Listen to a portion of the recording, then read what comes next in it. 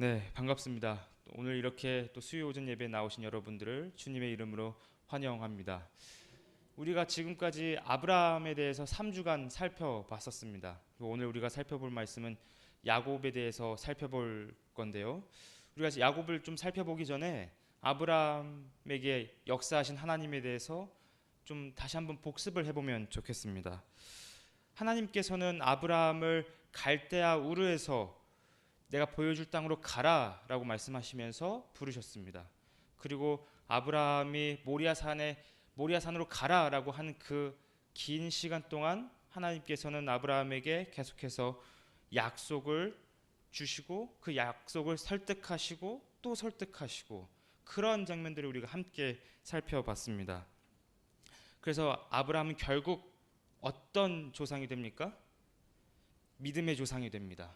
하나님께서 설득하시고 또 설득하신 그 결과 믿음의 조상이 되었고, 그리고 그 아브라함의 그 삶이 오늘날까지도 우리에게 깊은 그런 감명을 주는 것을 볼 수가 있습니다.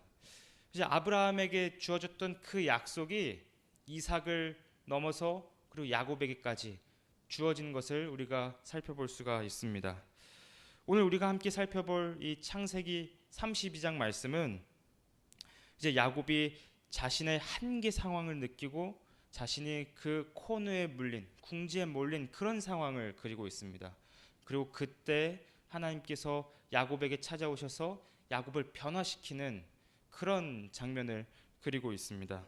근데 우리가 야곱의 이러한 변화를 하나님과 씨름을 해서 그 결과 나타난 그 변화를 우리가 이해하기 위해서는 야곱이 어떤 인물이었는지 조금 자세히 살펴볼 필요가 있습니다.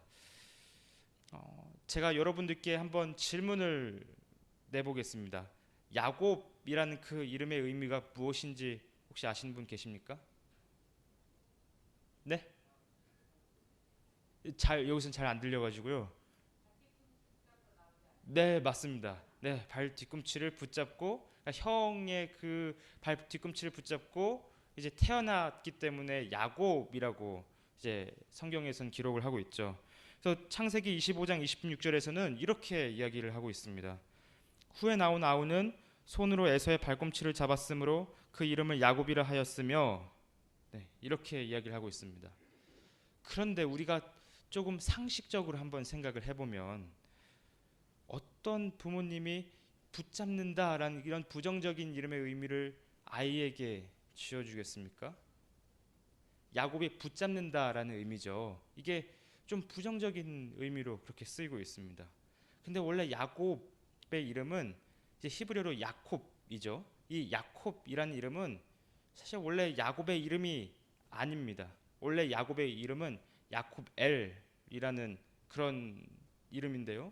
이 야코벨이라는 이 이름의 뜻은 어떤 뜻이냐면 하나님이 보호하시다, 하나님이 그의 인생과 함께 보호하시다, 이런 뜻으로, 이런 의미로 이삭이 이 야곱에게 그런 의미를 지어준 것입니다.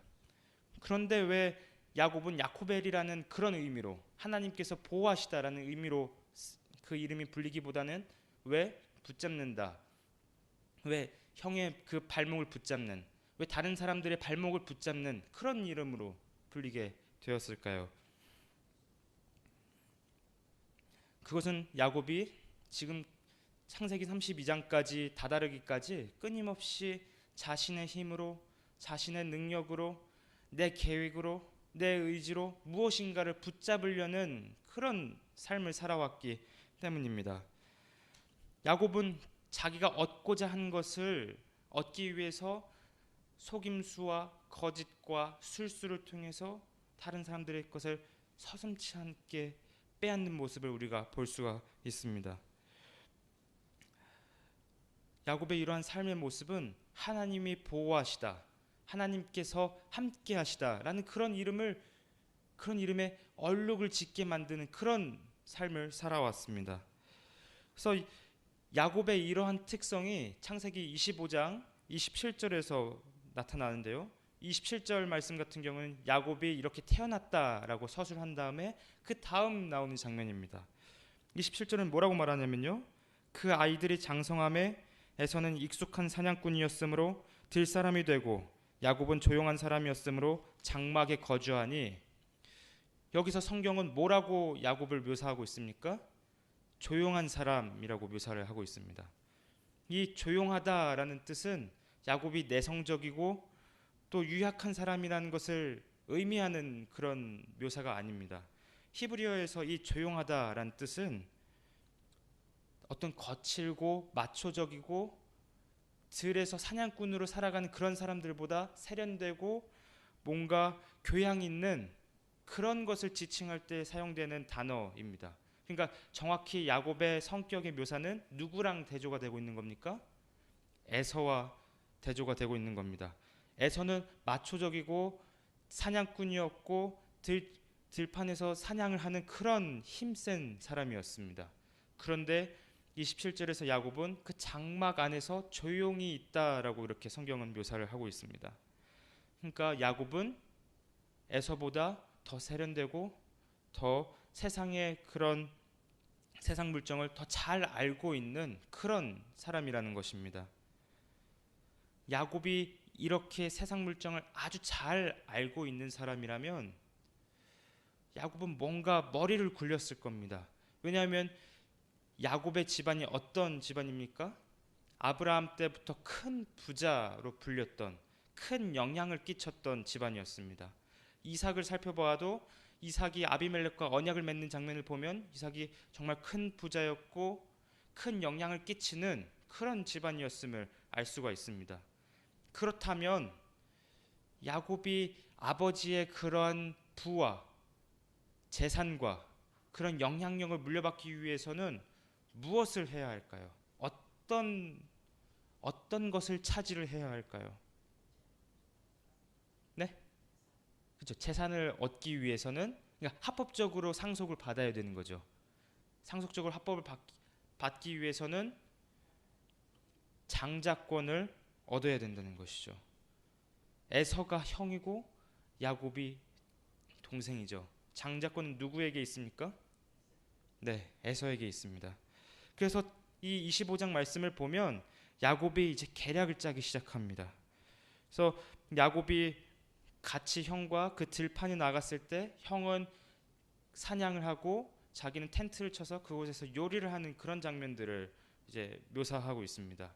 그래서 에서가 그 들판에서 사냥을 하고 나서 몹시 지쳤을 때 야곱은 그 에서의 그런 특징들을 이용해서 장자권을 얻는, 장자권을 정말 죽 한 그릇으로 사는 그런 기질을 발휘합니다. 이 장자권을 얻었을 때 야곱은 비로소 아브라함과 이삭이 가지고 있었던 그 유산, 그 상속, 그 명예들을 자신의 것으로 얻을 수 있게 되는 것입니다. 고대 근동에서 장자권은 첫째 아들, 그리고 장자권을 가지고 있는 그 첫째 아들에게 아버지 유산에 항상 다른 형제들보다 두 몫을 줬습니다. 예를 들어서 아들이 3명이라면 아버지의 유산을 4등분을 해서 첫째 아들에게는 두 몫을 주고 나머지 아들들에게는 하나씩 주는 그런 역할을 했었습니다. 그런데 장자권이 아들이 두 아들에게만 있을 때는 그 아버지의 모든 유산을 첫째 아들에게, 장자권을 가지고 있는 아들에게 다 물려주는 그런 풍습이 있었습니다. 그렇기 때문에 야곱이 생각했을 때 자신이 장자권이 없다면 자신의 모든 아버지가 가지고 있는 유산은 다 형에게로 간다는 것입니다. 그래서 야곱은 그렇게 기지를 써서 그렇게 재치를 발휘해서 그 장자권을 얻었다는 것이죠. 그래서 어린이를 위한 쉽게 만드는 구약 성경이라는 책은 이 상황을 좀 이렇게 재밌게 익살스럽게 묘사를 하는데요. 제가 읽어드리겠습니다. 에서가 말했다. 기절할 것만 같아. 야곱이 말했다. 저런, 아니야, 넌 괜찮아. 아빠의 축복이 있잖아. 에서가 소리치면서 이건 당연히 내 권리지. 하지만 그 전에 나는 배고파 죽을 거야. 제발 부탁이니까 내 장자권은 너의 팥죽을 위해 있는 거니까 나에게 그 죽을 줘. 내가 이 장자권을 너한테 넘길게. 그러자 이삭이 형의 장자권? 이라면서 중얼거렸다. 거래 완료. 죽 식기 전에 어서 먹어. 네. 이 어린이 동화에서 이제 이런 것들을 묘사를 하고 있습니다. 그러니까 야곱은 이런 것을 통해서 형의 그런 특징을 잘 알고 형과 같이 사냥을 나가서 그런 한계 상황에 몰렸을 때, 에서가 사냥을 하면서 한계 상황에 몰렸을 때 장자권을 그렇게 쉽게 얻은 것입니다. 야곱의 이러한 붙잡는 삶은, 끊임없이 남의 것을 붙잡는 이런 삶은 창세기 27장에서도 똑같이 등장을 합니다. 야곱은 아버지 축복을 얻기 위해서 이삭의 감각이 이제 나이가 들었을 때 앞에 보이지 않고 또 이런 잘 들리지도 않고 그런 상황에서 야곱이 이삭의 축복을 받으려고 시도를 합니다. 그리고 어머니와 함께 그 축복을 가로채죠. 원래 이 축복이 하나님의 창세전의 계획에서는 분명히 야곱에게 주어질 것이긴 한데 야곱은 자신의 힘으로 자신의 능력으로 이 축복을 가로챈 것입니다. 그 결과 야곱은 형을 피하면서 그 약속의 땅에서, 그 가나안 땅에서 20년 동안 떠나게 되는 그런 상황을 맞이하게 됩니다. 사랑하는 성도 여러분, 우리가 지금까지 이 야곱의 인물 묘사를 봤을 때 야곱은 어떤 사람이었습니까? 야코벨로서 하나님께서 보호하신다라는 그 뜻을 가진 이름으로서 살아갔습니까? 아니면 끊임없이 붙잡는 삶, 끊임없이 내 것을 쟁취하기 위한 삶으로서 야콥으로서 살아갔습니까? 네, 야콥으로서 살아갔죠. 자, 여러분들에게 다시 한번 질문을 드리겠습니다. 여러분들의 주위에 야곱과 같은 사람이 있다면 어떻게 하시겠습니까? 야곱과 같은 사람과 함께 하시겠습니까? 가까이 지내시겠습니까? 아마 여기 있는 대부분의 분들이 그렇지 않다고 대답하실 겁니다. 어떻게 보면 야곱은 오늘날로 따지면 사기꾼과도 같은 그런 사람이죠. 등쳐먹는 그런 사람이기도 합니다. 그런데 하나님께서는 그 약속의 땅을 어쩔 수 없이 떠나는 야곱에게 베델에서 만나 주십니다. 창세기 28장 13절에서 15절을 보면 하나님께서는 야곱에게, 그 약속의 땅을 떠나는 야곱에게 이렇게 말씀하십니다. 또 본즉 여호와께서 그 위에 서서 이르시되 나는 여호와니 너의 조부 아브라함의 하나님이요 이삭의 하나님이라. 네가 누워 있는 땅을 내가 너와 내 자손에게 주리니 네 자손이 땅의 티끌같이 되어 네가 서쪽과 동쪽과 북쪽과 남쪽으로 퍼져나갈지며 땅의 모든 족속이 너와 네 자손으로 말미암아 복을 받으리라. 내가 너와 함께 있어 내가 어디로 가든지 너를 지키며 너를 이끌어 이 땅으로 돌아오게 할지라. 내가 내게 허락한 것을 다 이루기까지 너를 떠나지 아니하리라 하신지라. 하나님께서는 지금 야곱에게 뭐라고 말씀하고 계시나요? 내가 너와 함께 있을 거다. 내가 너를 떠나지 않을 것이다. 이렇게 말씀하십니다. 저와 여러분은 야곱과 같은 사람을 주위에 두기 싫어합니다. 그런데 하나님께서는 야곱에게 사랑을 계속해서 베풀고 계신 거죠. 하나님께서는 그 사랑을 야곱에게 계속해서 주시면서 야곱을 또한 어떻게 하냐면 타지로 보내는, 부모님의 품을 떠나게 만들고 그 약속의 땅을 떠나게 만들고 타지에서 무려 20년 동안 그렇게 훈련시키시는 그런 모습을 볼 수가 있습니다. 그런데 이런 것도 하나님의 사랑이라고 볼 수 있죠. 왜냐하면 부모가 자녀를 사랑했을 때, 일방적인 사랑을 베풀었을 때, 그 자녀가 잘못된 길로 갔을 때, 그 자녀가 나쁜 길로 갔을 때 훈육하고 올바른 길로 인도하고, 이러한 것도 부모님이 자녀를 향한 그런 사랑이지 않습니까?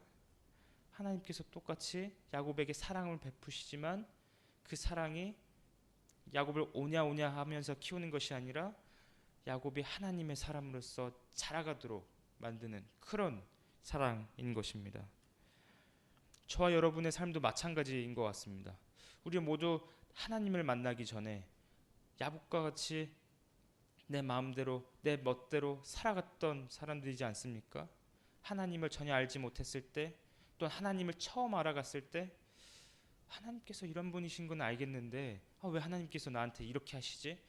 왜 내 편한 생활을 멈추게 하시고 타지로 보내게 하시지? 이러한 생각이 들 때도 있었을 것입니다. 하나님의 사랑이 때로는 우리에게 고통으로 다가올 때도 있었을 것입니다. 그런데 그 사랑이 어떤 사랑입니까? 야곱을 살리는 사랑이었습니다. 그리고 저와 여러분을 살리는 사랑이었습니다. 하나님께서는 지금도 이 야곱과 같이 우리에게 이 사랑을 베푸시면서 또한 우리를 훈련시키십니다. 이 사실이 믿어지시기를 소망합니다. 또한 이 은혜가 저와 여러분의 삶 가운데 충만히 경험되어지기를 소망합니다.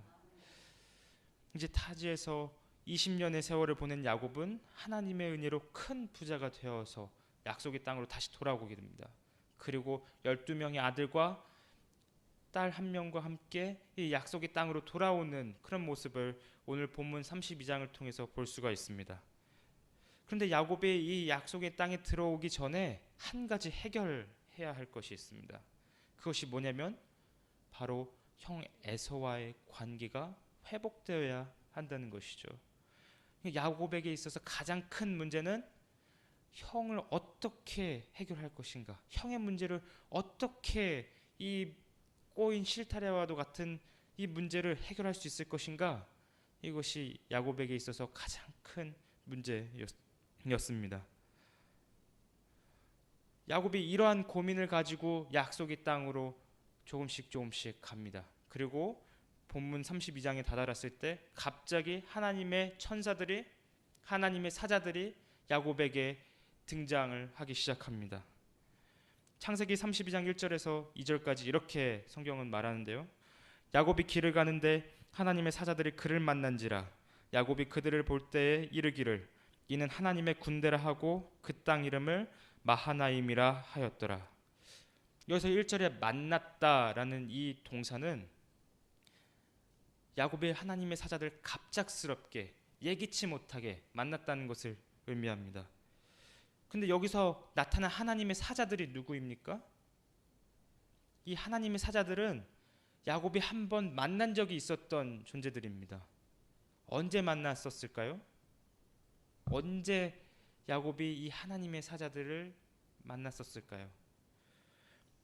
야곱이 20년 전에 약속의 땅을 떠났을 때 베델에서 그때 만난 사자들이었습니다. 그러니까 야곱은 이 하나님의 사자들을 만나면서 20년 전의 기억을 떠올렸을 것입니다. 창세기 28장 15절 말씀인데요. 내가 너와 함께 있어 내가 어디로 가든지 너를 지키며 너를 이끌어 이 땅으로 돌아오게 할지라. 내가 내게 허락한 것을 다 이루기까지 너를 떠나지 아니하리라 하신지라. 야곱은 이 말씀이 떠올랐을 것입니다. 이 하나님의 약속이 떠올랐을 것입니다. 그러니까 야곱이 하나님의 사자를 만났다는 것은 그 걱정과 근심과 형에 대한 그 문제로 어쩔 줄 몰라 했을 때 하나님의 사자를 만났다는 것이 무엇을 의미하는 것입니까? 그렇죠. 하나님께서 함께 하신다. 하나님께서 보호하신다. 이것을 하나님께서는 이 사자들을 통해서 말씀하고 계시는 겁니다.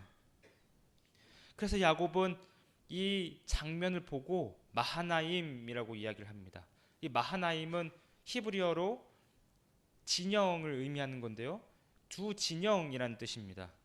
그러니까 야곱이 하나님의 사자들이 자신의 가족과 자신에게 임했던 것을 보았을 때 두 진영으로서 자신의 모든 가족과 자신을 둘러싸고 있는, 마치 하나님의 사자들이 보호하고 있는 것처럼, 하나님의 사자들이 자신들을 방어해주는 방패막이 되어주는 것처럼 그렇게 임하셨다는 것입니다. 그래서 야곱은 이 지역을 마하나임, 두 진영, 하나님께서 우리 가족을, 나를 이렇게 보호하시는구나, 그 고백을 가지고 마하나임이라고 불렀던 것입니다. 그러니까 야곱은 하나님께서 야곱을 향한 그 사랑을 두 눈으로 똑똑히 본 것입니다. 그런데 3절을 보면 야곱이 이러한 경험을 했다면, 아니 저와 여러분이 이러한 정말 특별한 경험을 했다면 우리의 반응은 하나님 감사합니다 이랬을 것 같습니다. 하나님 저와 함께 하시는군요. 감사합니다. 이런 반응이 나타났을 것 같습니다. 그런데 3절을 보면 야곱은 하나님께 감사를 드렸다든지 기도를 했다든지 그런 모습이 전혀 없습니다. 오히려 야곱은 뭘 하고 있냐면 자신이 형에게 어떻게 대해야지 하는 그 계획을 바로 실행하는 그런 모습을 볼 수가 있습니다. 야곱에게 있어서 하나님께서 자신을 보호한다는 그 사실은 감사의 내용이 아니었던 것입니다. 야곱은 그것을 마치 당연한 것처럼, 야곱은 그것을 하나님께서 나한테 그렇게 당연히 해주셔야지 이렇게 생각을 하고 있었던 것입니다. 야곱의 이런 생각을 어디서 볼 수 있냐면 야곱이 베델에서 그 약속의 땅으로 약속의 땅을 벗어났을 때, 떠났을 때, 그때 야곱의 생각을, 그때 야곱이 하나님을 어떻게 생각하는지를 알 수가 있습니다. 창세기 28장에서 하나님께서는 야곱에게 내가 너와 함께 있을 것이다 이렇게 말씀을 하시죠. 그런데 야곱은 하나님께서 나의 하나님이 되시기 위해서는 이렇게 저렇게 하셔야 합니다 이렇게 하나님께 이야기를 하고 있습니다. 그러니까 야곱의 생각은 하나님이 나에게 주신 그 약속을 이루시고 또 하나님이 내 하나님이 되시려면 하나님 제가 요구하는 그 조건을 이루어 주셔야 합니다. 그래야만 여호와 하나님은 나의 하나님이 될 수 있습니다. 이렇게 28장에서 이야기를 하고 있습니다. 그러니까 지금 야곱은 그때나 지금이나 하나님을 어떻게 생각하고 있는 것입니까? 하나님을 나를 보호하시는 하나님, 나와 함께 하시는 하나님, 그것이 아니라 하나님께서는 그 거래의 대상, 하나님께서는 하나님조차도 내가 다스릴 수 있는, 내 영역에서 컨트롤할 수 있는 그런 분으로 보았다는 것입니다. 그럼에도 불구하고 하나님께서는 야곱과 함께 하셨죠. 그런데 32장에서도 똑같이 20년이 지났음에도 불구하고 야곱은 여전히 이러한 생각을 가지고 있는 겁니다. 하나님께서 나에게 천사를 보내주셨네, 마하나임이라는 그 두 진영을 보내주셨네, 그래 하나님께서 이렇게 하셔야지, 하나님께서 내 하나님이 되시기 위해서는 당연히 이렇게 하셔야지, 그런 생각을 가지고 있었다는 겁니다. 그래서 야곱은 자신의 지혜로 에서에게 세 가지 전략을 통해서 접근을 합니다. 첫 번째로 이제 본문 32장 말씀을 보면 내가 라반과 함께 거류하며 머물며 있었사오니 라는 그 말을, 사자를 통해서 자신의 사자를 에서에게 보내면서 그런 말을 합니다. 이게 어떤 전략이냐면요, 내가 일부러 형을 피해서 도망친 게 아닙니다. 저는 삼촌 라반 밑에서 일을 배우면서 또 어떻게 가족을 이끌어갈지, 어떻게 내게 주어진 이런 재산들을 경영해 나갈지 그런 수업을 배운 겁니다 라고 한 전략입니다. 그러니까 야곱은 나는 형으로부터 도망칠 의도가 전혀 없었고 그냥 난 단지 친척 집에서 수업을 배우고 있었을 뿐입니다, 이렇게 이야기를 하는 겁니다. 두 번째 전략으로 내게 소와 나귀와 양떼와 노비가 있으므로 라고 이야기를 합니다. 이 말은 나 삼촌 밑에서 열심히 일하면서 그런 소유들을 많이 가지게 되었으니 형이 나에게 팔았던 그 장자권에 대한 권리 나 필요 없습니다. 그거 형이 가지셔도 상관없습니다. 나 그거 없어도 이만큼 가지고 있습니다. 이것을 보여주는 겁니다. 그리고 마지막으로 에서에게 내 주께 은혜 받기를 원하나이다 라고 이야기를 합니다. 이 말은 이제 우리가 20년 전에 있었던 그런 철진한 행동들, 그런 행동들은 이제 다 있고 과거는 다 청산하고 우리 형제로서 함께 새로운 미래를 그려나갑시다, 이렇게 이야기를 하고 있는 겁니다. 야곱은 이 세 가지 전략이 먹힐 거라고 생각을 했습니다. 그런데 그 사자에게 이러한 말을, 세 가지의 말을 전하면서 야곱이 내심 형이 좋은 반응을 나에게 주겠지, 좋은 소식을 나에게 주겠지, 이렇게 생각을 했었던 것 같습니다. 그런데 돌아온 대답은, 그 사자가 전한 소식은 에서가 자신의 부하 400명과 함께 야곱을 만나러 오고 있다는 소식이었습니다. 야곱이 이 이야기를 들었을 때 400명이라는 부하를 데리고 오고 있다는 이 소식을 들었을 때 야곱은 어떤 생각이 들었을까요? 야곱은 본문 7절을 살펴보면 심히 괴롭고 답답하다라고 이렇게 묘사를 하고 있습니다. 그러니까 야곱이 전략을 세우고 자신의 계획을 세우고 그래서 형을 어떻게 잘 해결해 보려고 했는데 그 전략이 실패한 겁니다. 그리고 에서는 400명을 데리고 자신에게 오고 있습니다. 에서가 왜 그 400명씩이나 데리고 자신에게 오는지 그 이유는 알 수가 없습니다. 나도 너처럼 이만큼 살고 있다 이것을 보여주기 위해서인지 아니면 야곱의 가족을 다 몰살시키기 위해서인지 그 의도를 전혀 알 수가 없습니다. 그래서 야곱은 드디어 20년 만에 베델에서 기도하고 나서 20년 만에 드디어 하나님께 기도하기 시작합니다. 그런데 그 기도의 내용을 다시 한번 자세히 살펴보면 서원에 대한 것을 이야기하고 있지만 정작 그 내용을 더 깊이 살펴보면 하나님께서 나에게 이렇게 해주셔야 되는 거 아닙니까? 하나님, 나와 함께 하시겠다고 약속하셨는데 당연히 이 상황을 모면시켜 주셔야 되는 거 아닙니까? 야곱은 기도하면서도 그렇게 따졌다는 것입니다. 마치 하나님께 무엇인가를 맡긴 것 마냥 내 것을 뭔가를 맡긴 것 마냥 그렇게 하나님께 기도를 했다는 겁니다. 하나님, 이거 해주셔야죠. 이거 왜 안 해주십니까? 하나님, 내 하나님 맞습니까? 이렇게 기도하고 있다는 것입니다. 그리고 나서 이 불안함이 풀리지 않았는지 야곱은 에서에게 줄 예물을 고르는데요. 창세기 32장 14절에서 15절을 보면 암염소가 200이요 숫염소가 20이요 암양이 200이요 수장이 20이요 전나는 낙타 30과 그 새끼요 암소가 40이요 황소가 10이요 암나귀가 20이요 그 새끼 나귀가 10이라. 이게 이제 야곱이 에서에게 보내는 그 선물 목록입니다. 근데 이 선물 목록을 보면 고대 근동에서 약소국이 강대국에게 주는 그 조공보다 훨씬 더 많은 양입니다. 그러니까 이 선물을 통해 야곱의 어떤 것이 드러나는 겁니까? 야곱이 그만큼 불안해했고 그만큼 염려했고 어떻게 하지? 어떻게 해야 되지? 이 상황을 어떻게 해결해 나가야 되지? 이런 고민을 가지고 있었다는 겁니다. 야곱은 이런 상황 가운데서 불안해했습니다. 그런데 저 같아도 불안해할 것 같기는 합니다.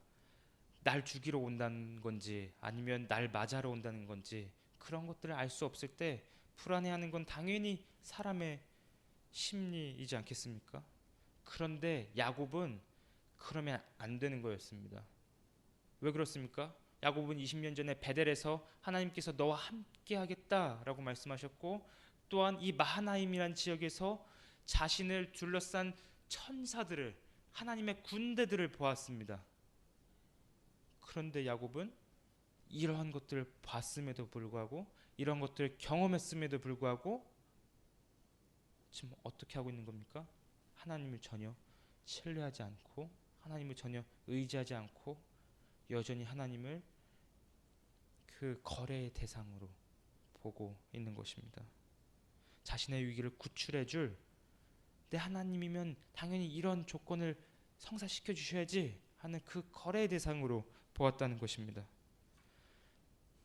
그래서 야곱은 자신이 할 수 있는 모든 최선을 다 하게 됩니다.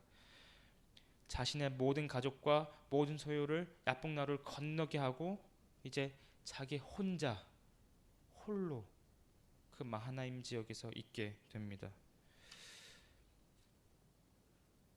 야곱이 자신의 모든 소유를 다 그 강 건너편으로 보냈을 때 어떤 심정이 들었을까요? 야곱은 어떤 마음이 들었을까요?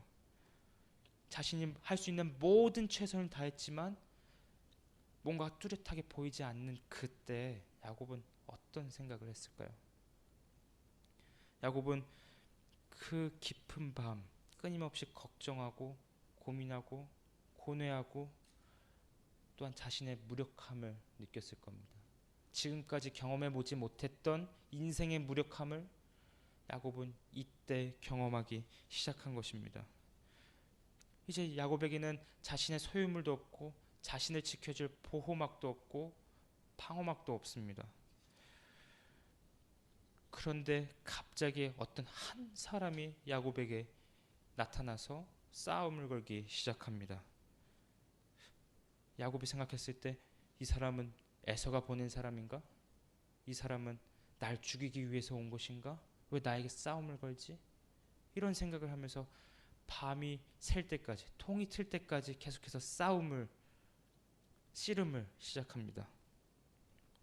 야곱은 어떻게 해서든지 살기 위해서 아등바등 몸부림치면서 그렇게 싸움을 이어나갔을 것입니다. 그리고 시간이 정말 긴 시간이 지났을 때, 동이 텄을 때 싸움을 걸어왔던 사람은 이제 야곱의 그 허벅지 쪽을 툭 건드립니다. 그러자 어떤 일이 발생합니까? 자신의 그 허벅지 뼈가 탈구되는 그런 것을 경험하게 됩니다. 야곱도 꽤나 힘을 쓰는 사람이었습니다. 야곱도 이 삼촌 집에서 일을 하면서 꽤나 힘을 쓰던 사람이었습니다. 그런데 이 힘은 자신이 평생 겪어보지 못했던 그런 힘이었습니다. 이런 힘을 낼 수 있는 존재는 사람이 아니라 신적인 존재인 것이죠. 바로 하나님이셨던 겁니다. 하나님께서 야곱에게 찾아오신 것이었습니다. 홀로 있던 그 야곱에게, 절망 가운데 있던 야곱에게 찾아오신 겁니다. 야곱이 자신의 그 허벅지가 탈구되었을 때 그것은 야곱에게 있었던 정말 자기가 의지할 수 있었던 그 마지막 힘, 자신의 능력, 자신의 의지, 자신의 힘, 그것마저도 없어지는 이제는 사망 선고와도 같은 그런 일들이 야곱에게 나타난 것입니다. 그리고 야곱은 내 앞에 있는 이분이 나를 죽이러 온 에서의 자객이 아니라 하나님이시구나. 하나님께서 내게 오셨구나. 이 사실을 깨닫기 시작합니다. 이제 야곱은 할 수 있는 게 아무것도 없습니다. 자기 다리조차도 이렇게 불구가 되었고 탈구가 되었는데 이제 야곱은 자기 자신을 지킬 수 있는 힘조차도 없습니다. 그러자 야곱은 드디어 자신의 인생에서 처음으로 하나님께 매달리기 시작합니다. 지금까지 하나님을 거래의 대상으로 보았고 하나님이 내 하나님이 되시려면 이렇게 해주셔야죠, 저렇게 해주셔야죠, 이렇게 조건을 내걸었었는데 이제 야곱은 하나님 도와주세요, 하나님 저를 붙들어 주세요, 이렇게 이야기를 한 것입니다. 그의 인생 처음으로 하나님께 매달리기 시작한 겁니다. 그러자 하나님께서는 야곱에게 네 이름이 무엇이냐라고 이렇게 질문을 던지십니다. 하나님께서 야곱의 이름을 모르셨을까요? 하나님께서는 야곱이 태어나기 전부터 알고 계셨고 지금까지 함께 해오셨던 분이십니다. 당연히 야곱의 이름을 알죠. 야곱의 이름이 야코벨, 하나님께서 보호하시다라는 그 이름을 알고 계십니다. 그런데 야곱은 뭐라고 자신의 이름을 대답합니까? 야콥, 내가 남의 것을 붙잡고 빼앗고 거짓과 술수와 그런 것들을 통해서 끊임없이 쟁취하기 위해서, 세상의 것들을 붙들기 위해서 살아왔습니다 라고 고백하고 있는 장면입니다. 이 야곱의 고백을 들은 하나님께서는 야곱의 정체성을 새로 바꿔주십니다. 이스라엘, 하나님과 겨루어 이겼다. 하나님께서는 이 정체성을 야곱에게 새로 주십니다. 이제 더 이상 야곱은 끊임없이 무엇인가를 얻기 위해서 아등바등 살아가는 그런 삶이 아니라 하나님과 끊임없이 겨루는 것, 하나님을 끝까지 붙잡는 것, 믿음으로 하나님만을 바라보는 것, 이러한 정체성이 새로 부여된 것입니다. 하나님께서는 이러한 변화가 나타난 야곱에게 너가 이겼다, 너가 나를 이겼다, 하나님을 이겼다, 이렇게 말씀하고 계신 겁니다. 제임스 패커라는 학자는 이 장면에 대해서 이렇게 묘사를 하는데요. 제가 좀 읽어드리겠습니다. 지금까지 그는 어떤 일이든 넉넉히 이겨낼 수 있다고 생각하며 자신을 의존해왔다. 그러나 이제 그는 사태를 처리하기에 완전히 무능하다는 것을 느꼈으며 결코 다시는 자신을 돌보고 운명을 개척하려고 자신을 신뢰할 수 없다는 것을 확연히 알고 있었다. 야곱이 하나님과 겨루 이긴 것의 본질은 단지 하나님이 그를 약하게 하시고 그의 마음의 복종과 자기 불신의 마음을 일으키시는 동안 그가 하나님께 매달려 있었다는 것이다. 그러니까 하나님께서 야곱에게 너가 승리했다라고 하는 이 의미가 무엇입니까? 드디어 마침내 야곱이 하나님을 붙잡기 시작했다는 겁니다. 끊임없이 하나님을 떠나고 끊임없이 하나님을 거래 대상으로 봤던 야곱이 드디어 하나님을 붙잡기 시작했다는 것입니다. 그것이 야곱에게 있어서는 인생의 승리였습니다. 그것이 하나님을 향하여 승리한 인생이 된 것입니다. 사랑하는 성도 여러분, 저와 여러분은 하나님께 대하여 이긴 사람입니까? 승리하신 분들이십니까? 하나님만을 붙잡고 이 인생의 여정을 나아가시는 분들입니까? 야곱은 내 주위에 있는 것들이 다 헛된 것으로 보였을 때, 깊은 밤과 같은 그런 절망 가운데 빠졌을 때, 내 자신이 무력해서 어떻게 해야 될지를 모를 때, 그때가 하나님의 때였고, 그때가 하나님의 일하심의 시작이었고, 그때가 하나님을 붙잡고 승리하는 때가 되었던 것입니다. 이러한 은혜가, 이러한 삶의 경험이 저와 여러분의 삶 속에 가득히 넘치기를 소망합니다. C.S. 루이스의 스크로테이프라는 그 글을 인용하면서 좀 말씀을 맺고자 합니다. 이 스크로테이프의 글, 이 편지라는 거는 이제 사탄이 하급 마귀에게 이제 사람을 어떻게 꿰 것인지 전하는 그런 이제 뭐 편지 같은 건데요. 하나의 문학 작품인데요. 이걸 되게 C.S. 루이스는 익살스럽게 그렸습니다. 근데 여기서 이렇게 이제 사탄이 자기 하급 부하에게 이렇게 이야기를 하는 장면인데요. 원수가, 여기서 원수라는 건 그리스도를 의미합니다. 그러니까 그리스도께서 자아를 버리라고 말씀하시는 것은 아집으로 소리치고 주장하기를 그만두라는 뜻에 불과하다. 그래서 인간들이 아집을 버리고 나면 그 원수가 진짜 각자의 개성을 전부 돌려준다고, 그러니까 주님께서 그 개성을 다시 돌려주신다는 겁니다. 그리스도께서는 인간이 온전히 그의 것이 될 때, 사람이 주님의 것이 됐을 때, 야곱과 같은 인생이 하나님의 것이 될 때, 그 어느 때보다 더 진정한 제 모습을 찾을 수 있다고 큰 소리친다. 그러니까 이 C.S. 루이스는 이 글을 통해서 하나님께서 하나님으로부터 도망가는 그 사람들을 향하여 자신의 그 자아와 아집과 고집과 끊임없이 세상으로부터 얻는 그러한 것들을 내버렸을 때, 그때 진짜 자신이 누구인지, 그때 진짜 내가 주님 안에서, 그리스도 안에서 누구인지를 발견할 수 있게 된다는 것입니다. 주님께서는 우리가 주님의 소유가 되었을 때 우리는 진정으로 우리가 누구인지를 알게 됩니다. 우리는 그때 하나님에 대해서 승리하게 됩니다. 우리가 하나님만을 붙잡을 때, 하나님만을 의지할 때 하나님께서는 우리의 삶을 향하여 그래, 너가 이겼다, 너가 승리했다 라고 말씀하십니다. 이런 야곱에게 임한 은혜가, 이렇게 야곱에게 임했던 이런 하나님의 크신 사랑이 저와 여러분에게 충만히 넘치시기를 소망합니다. 기도하겠습니다.